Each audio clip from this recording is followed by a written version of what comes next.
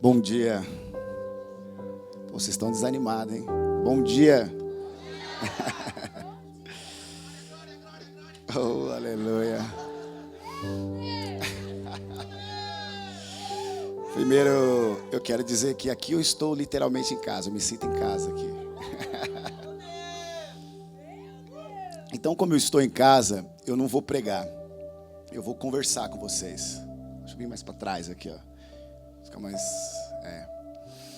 E há um tempo já o Senhor tem me incomodando algumas ideias, né? E eu coloquei alguns pontos. Eu quero ver se eu consigo passá-lo aqui meio que rápido, simples e objetivo.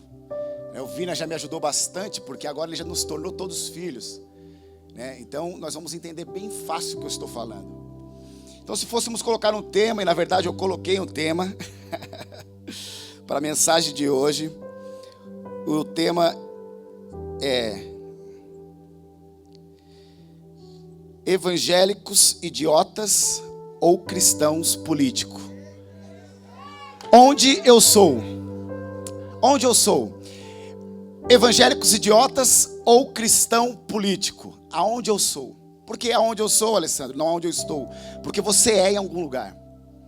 Aonde você existe em um pensamento. Você existe em uma ideologia, você existe em uma filosofia. Quando Deus criou o homem existia em Deus. E aí de repente o homem vai e ouve uma mentira. E essa mentira foi: você precisa comer para ser igual a Deus. Só que o homem já tinha feito, Deus já tinha feito o homem à imagem e semelhança dele. Então o homem não precisava fazer nada para ser a imagem e semelhança de Deus. E o homem então ouviu uma mentira. E quando Deus chega no Éden, Deus fala assim: Adão, aonde você está, Adão? Ou seja, Adão, aonde você é? No hebraico é a mesma coisa que no inglês. Lembra do verbo to be? Ser, estar, a mesma coisa.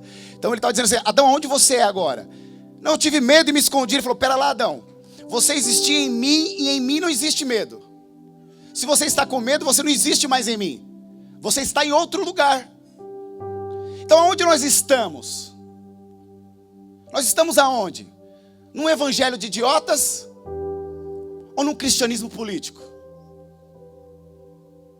E para isso eu quero explicar para vocês, queridos, o que significa idiota e o que significa político.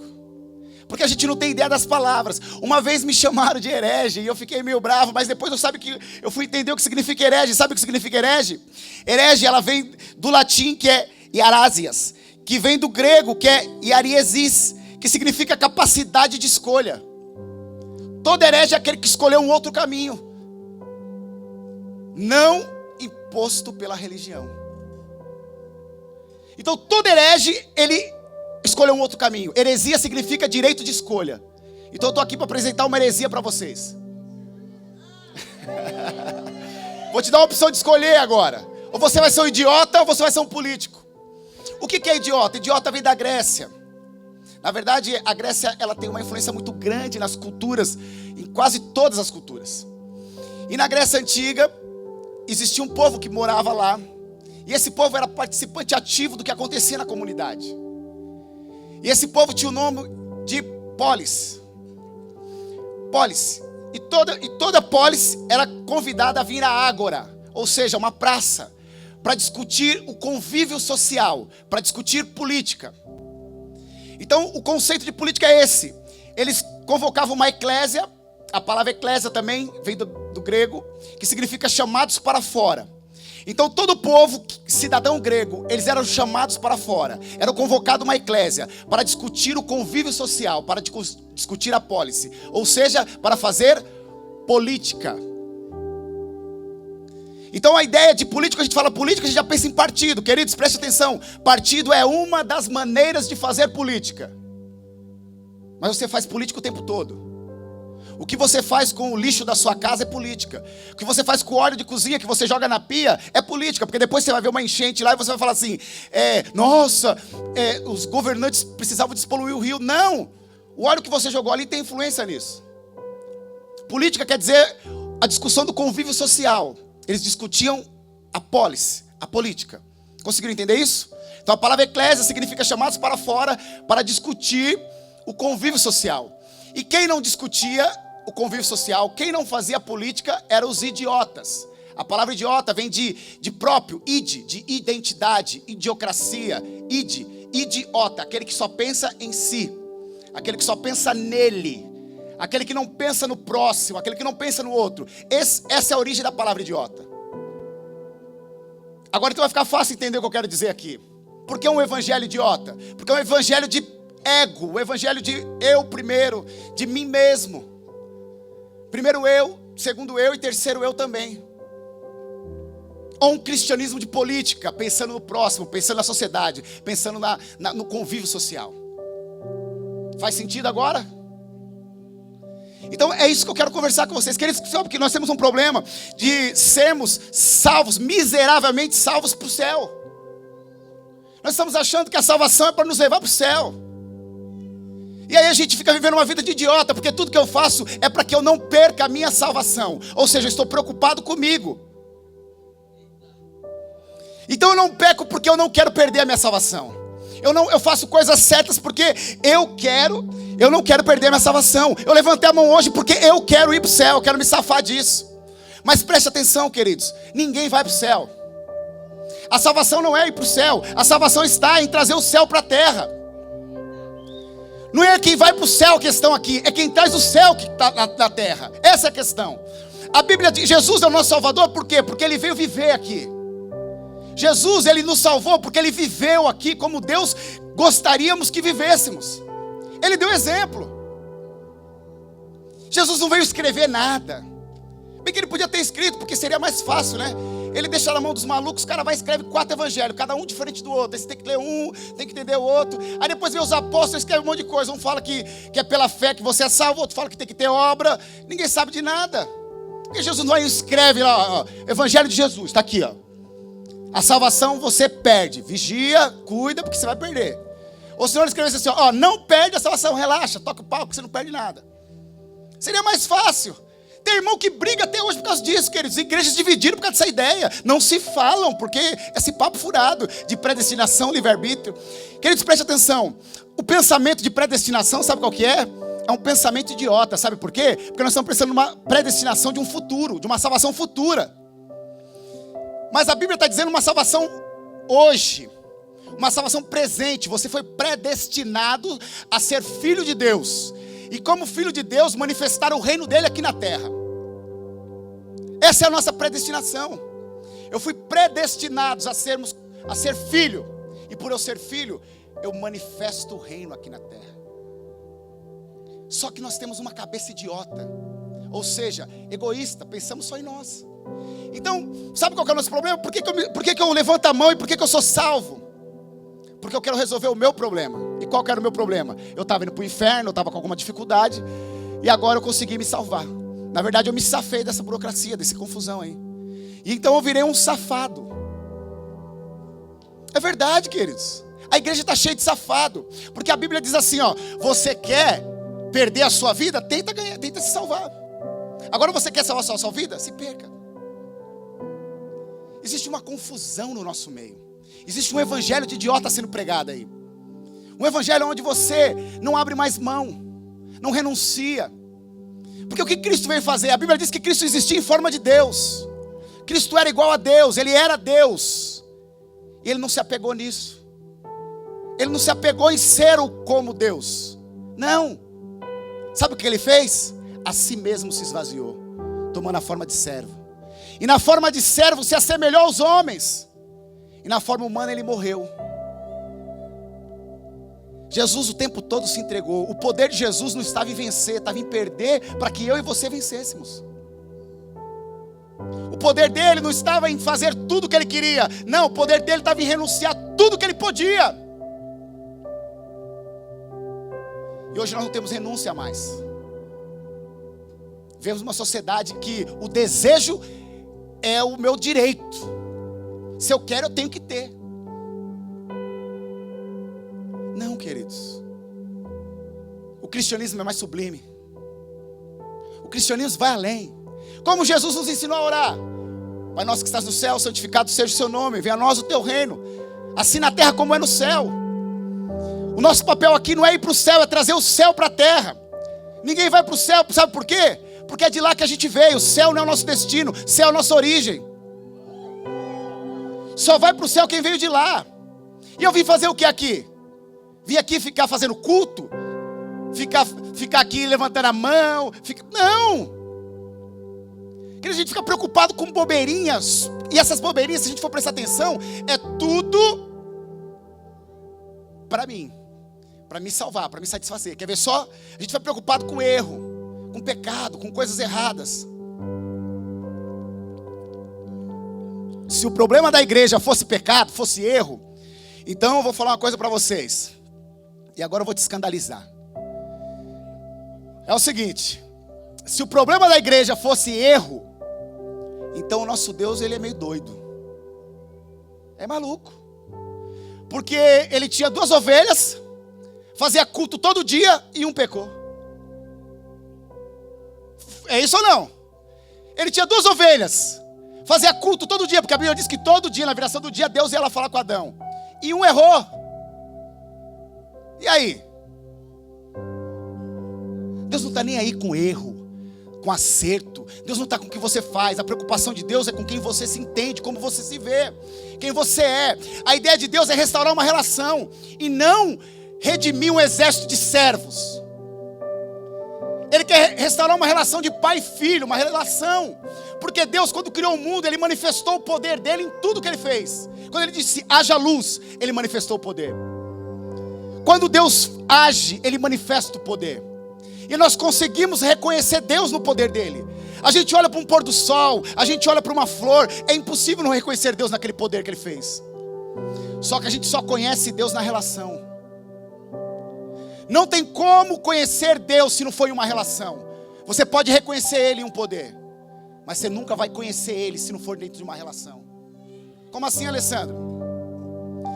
As coisas que eu faço, vocês podem conhecer pelo que eu faço, mas vocês só vão me conhecer quando caminhar comigo. Então Deus, nós reconhecemos Ele e a sua soberania pelo que Ele faz, mas nós só o conhecemos por uma relação. E é isso que Deus quer restaurar, uma relação. Uma relação que foi perdida lá no Éden. Porque o homem, quando ele abandonou a relação com Deus, ele perdeu a terra. Então nós somos salvos, queridos, é para manifestar a terra aqui na terra. O céu aqui na terra. Nós somos salvos para manifestar o céu na terra. Deus nos salvou para quê? Para que nós viéssemos ser a imagem do Deus invisível.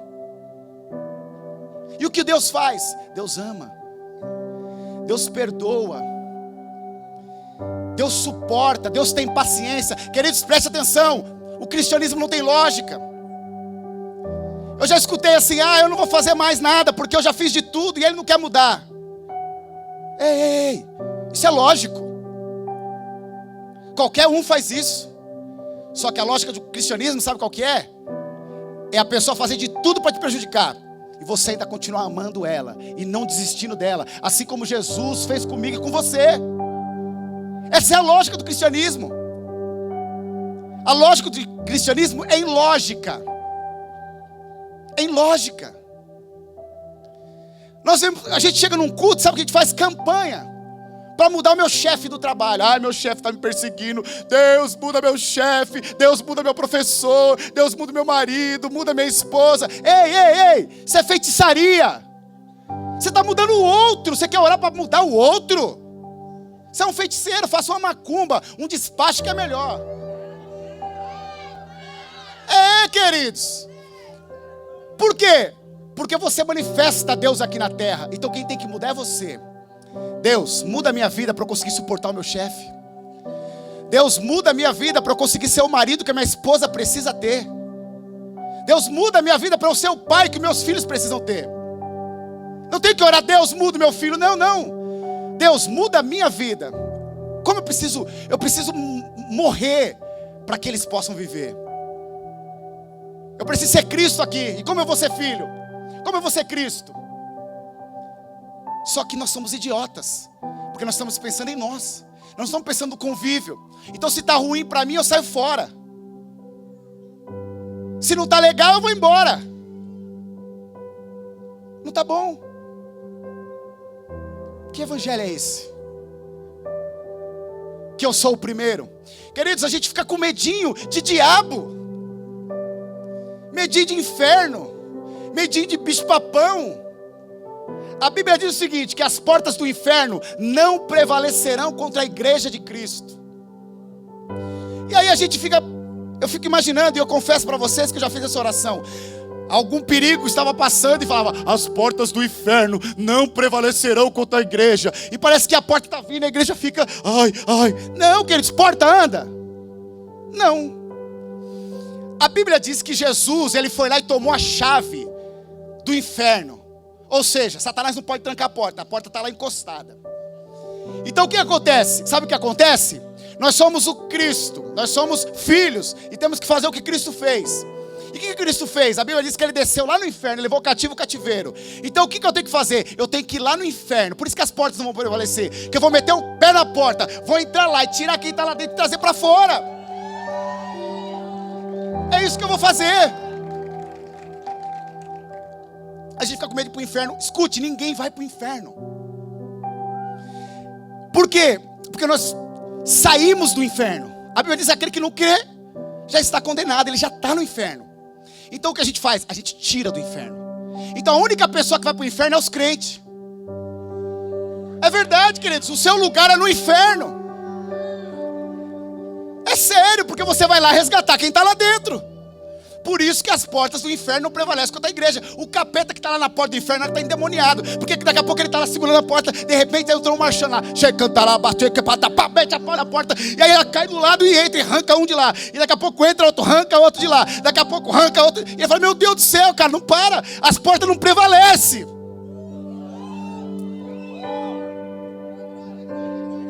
Mas sabe por que eu não faço isso? Porque eu estou preocupado com a minha salvação. Não com o meu irmão, eu falo assim, escute, cuide da sua, porque a minha cuido eu, viu? Filhinho de crente, não é crentinho não, viu? Filhinho de peixe, peixinho é, mas filhinho de crente é crentinho não. Deus não tem, olha esse aqui, ó. Deus não tem neto, hein? Ei, escute, a Bíblia diz que a salvação é pela graça. Se é pela graça, quer dizer que você não pode fazer nada. Ela diz assim, ó, a salvação, isso não vem de vós, é dom de Deus, não pelas obras para que ninguém se glorie. Então, salvação, graça significa favor imerecido. Ou seja, eu não merecia ser salvo. Se eu não merecia, como eu vou perder aquilo que eu não mereço? Não tem lógica. Como eu vou perder o que eu não mereço? Tem uma irmã aqui que não sabe dirigir, eu dou a chave do meu carro e falo assim, ó, vai até Curitiba, lá no centro. Mas eu não sei dirigir, pode ir. Ela vai bater o carro, quem é o culpado? Sou eu que dei o carro, ela não sabia dirigir. Ela não merecia, por isso ela bateu. Então a Bíblia diz que eu não mereço ser salvo. E Deus me salvou. O meu dever é perder ela. E Ele tem que cuidar. Ele me deu. Alessandro, você perdeu a salvação. Lógico, Deus, eu não merecia. Quem mandou você me dar? Não é verdade? Não, eu não merecia. Agora eu vou ter que ficar lutando por uma coisa que eu não merecia. Não, eu nem queria. Você que me deu. Não, porque é verdade. Porque essa ideia é o seguinte. Eu nunca gostei desse negócio de igreja por causa disso aí. Verdade, é verdade, porque olha só, me inventaram uma história furada aí que tinha um tal de Deus aí, que ia mandar eu para o inferno se eu não aceitar Jesus. Mas eu falei, por que eu tenho que ir para o inferno? Mas que papo é esse aí? Não, porque o Adão pecou. Eu falei, mas quem que é Adão? Adão, marido da Eva, e quem que é Eva? A que comeu a maçã. Eu sei que não é maçã, eu falei só para ficar engraçado, senão depois vão falar que eu estou falando maçã, né? Aí eu falei assim, mas eu não conhecia, ó, primeiro, não pedi para nascer. Não conheci Adão, não vi Eva, não comi a maçã. Cara, o que eu tenho a ver com o pecado do cara? O que eu tenho a ver com isso? Nada. Mas falaram que eu tinha. Não, você tem. Eu falei, não tenho. Você é pecador? Eu falei, não sou. Eu não pequei. Não, o pecado original seu, não é meu. Não, se for original, Deus é louco. Ele já coloca eu devendo, com dívida. Põe eu na brincadeira já devendo. Não. Eu falei, não gosto desse Deus aí. Não gosto, eu quero ir pro inferno. Vai ser legal lá, vai estar Dennis Joplin, Jimi Hendrix, Jim Morrison. Os caras vão ter um showzão de rock todo dia, eu gosto de rock. Falei, vou pra lá. Vou pro inferno. Mas depois eu pensei bem, falei, não vou pro inferno também não. Por que eu não tenho opção? Quero ficar aqui. Eu não posso ir, não, você tem que ir pro céu. Não quero ir pro céu. Então você vai pro inferno. Não quero ir pro inferno. E aí? Por que alguém tem que decidir por mim? Só que aí, queridos, eu entendi que eu era um herege quando eu descobri que eu tinha opção de escolha. Lembra o que é heresia? Opção de escolha. E aí eu fui ver na Bíblia que Deus também acha injusto isso daí. Eu falei, não é certo esse negócio aí não. Porque se um maluco precou lá, Adão, e todo mundo ficou com a dívida, um só vai acertar, que é Jesus. E todo mundo vai ser perdoado. Acabou. Todo mundo vai ser perdoado. Todo mundo. Se você ficou devendo por causa de um vagabundo, você vai ficar agora santo por causa de um santo. E aí então, o que você fez para ser pecador? Nada. E o que você precisa fazer para ser santo e justificado? Nada. Qualquer coisa que você faça, Deus é injusto. Porque se você não fez nada para receber essa natureza, você também não precisa fazer nada para receber a sua natureza divina. Nada. Então você não precisa fazer nada. Alessandro, e por que eu faço? Porque agora eu vou fazer para ele, para ela. Agora eu vou resgatar ele. Eu não vou ser idiota. Eu vou ser político e vou começar a preocupar com a sociedade. Ei, você está indo para o lugar errado. Tem uma vida melhor para você. Ei, eu não sou mais idiota. Eu sou político. Eu preocupo com todo mundo que está vivendo aqui comigo. Só que quando eu sou salvo, pensando em me salvar, eu não tenho como. Eu viro um idiota porque eu só vou pensar em mim. Aí eu fico com medo de perder a salvação. Não tem como eu perder aquilo que eu não merecia. Quem cuidou dela? Jesus. Hebreus capítulo 12, pode ler lá. Ele diz assim, ó: siga olhando para o autor consumador da vossa fé, que é Jesus. Não se embarace com o pecado. Ele já venceu esse negócio aí. Acabou, mano. Para de ficar, ai meu Deus, errei. É o seguinte: o que você fez para ser pecador? Nada, só recebi, só entendi isso. Entendi, sou um pecador. Agora o que eu preciso fazer para ser santo? Nada. Só vou da mesma maneira que eu recebi que eu era um pecador, eu recebo que eu sou santo, justo e tenho uma natureza divina. Acabou. Acabou. Muda tudo, sabe por quê? Porque se você ficar achando, não, eu sou pecador, atire a primeira pedra que não tem pecado. Então quando você erra, você acha natural. Você fala assim, não, é minha natureza. Aí você fica pedindo perdão, me perdoa, Jesus, me perdoa. Igual um idiota, porque está preocupado com você. Agora quando você entende que você mudou, ele diz que em Cristo Jesus você tem uma nova criação. Você mudou, você não tem mais aquela dívida. Agora você é santo, justo, reto, íntegro, perfeito. E aí você vai errar. Só que você é um santo, um reto, um íntegro, perfeito que erra. Fazer o quê? Só que essa não é a sua natureza. Você errou, mas essa não é a sua natureza. Essa não é a sua essência. Muda tudo, queridos. Muda tudo. Sabe por que eu não gosto de igreja? Porque a igreja cria pecador. Porque enquanto a igreja falar de pecado, ela vai criar pecador. A medicina cria doente. E a matemática homens infelizes.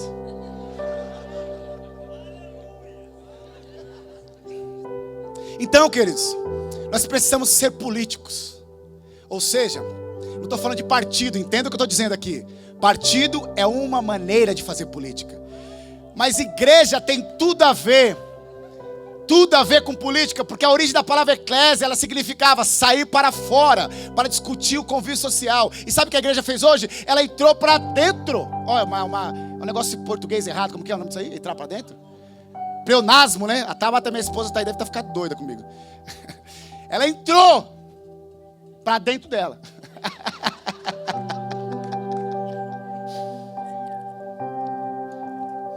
Escuta, sabe por que a gente não muda a sociedade? Porque a gente está querendo colocar a sociedade dentro da igreja. Mas a ideia é a igreja ir para fora, mudar ela. E mudar como? Numa relação, não em regras. Tem que ser assim, tem que fazer isso, tem que ser desse jeito. Não. Deus não veio restaurar regras, leis. Deus não veio salvar servos. Deus veio restituir filhos, relacionamento. É relação. É isso que Ele veio fazer. Escute, você não é um humano se esforçando para ser espiritual. Não, você é um filho de Deus, espiritual, se esforçando para ser um humano. A espiritualidade está não em eu me esforçar para ser espiritual. Eu, como humano, me esforço para ser espiritual. Não, a espiritualidade é: eu, como espiritual, estou me esforçando para viver o humano que Deus quer que eu seja. E sabe por que eu não sou o humano que Deus quer? Sabe por quê? Porque eu sou um idiota. Eu só penso em mim. Deus quer que nós amemos uns aos outros. E a Bíblia diz que o amor não suspeita mal. O amor não busca os seus interesses. O amor tudo suporta. O amor tudo crê. O amor tudo espera. O amor não se irrita. Esse humano que eu tenho que ser. O humano que eu tenho que ser é que eu, sabendo que o meu irmão, que o meu vizinho, ele não conhece a Cristo ainda, então eu tenho que orar para que o filho dele arrume a vaga primeiro que meu filho na escola. Não ficar feliz e dar cartelada celestial, chegar lá e falar: em nome de Jesus, essa vaga é minha. Não, queridos, Cristo foi meu salvador porque Ele morreu por mim. Então eu vou ser o salvador da sociedade quando eu morrer por ela. Ou seja, quando eu abrir mão dos meus desejos. Então, se eu tenho um comércio e eu sei que o meu concorrente, ele não conhece a Cristo ainda, eu vou orar para que ele venda mais do que eu. Porque imagine, sem conhecer a Cristo, está vendendo pouco, deve ser uma desgraça.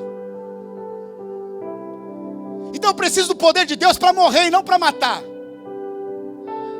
A gente vem para o culto para buscar poder, sabe para quê? Para satisfazer as nossas vontades e os nossos desejos. Eu venho para o culto aqui para me encher, eu vou lá me encher. E eu vou lá pedir: eu preciso de uma casa, eu preciso de um carro, preciso de uma bicicleta. Oh Jesus, eu preciso.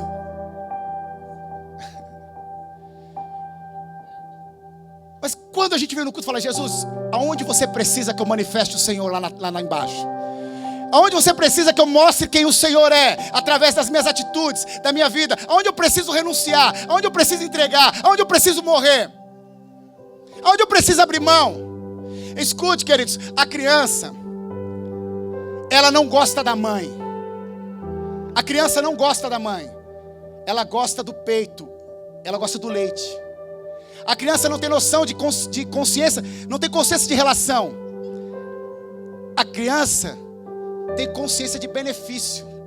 Por que ela gosta da mãe? Porque ela tira benefício da mãe. Não é por causa da relação. A relação ela consegue criar uma consciência depois que ela começa a crescer. Mas quando é criança, ela não tem ideia de uma relação. Ela tem ideia de um benefício. Qual que é o benefício? O leite. Por isso eu quero minha mãe. Nós estamos igual crianças dentro da igreja, se relacionando com Deus por causa dos benefícios, não por uma relação. Nós precisamos restaurar uma relação. Deus não está nem aí com o que a gente faz. Ele quer um relacionamento. Sabe qual que é a diferença da prostituta e da esposa? Só a consciência, porque as duas fazem a mesma coisa. Só que uma faz por necessidade. Necessidade afetiva, necessidade financeira, necessidade psicológica. E a outra faz por amor. A outra faz por amor.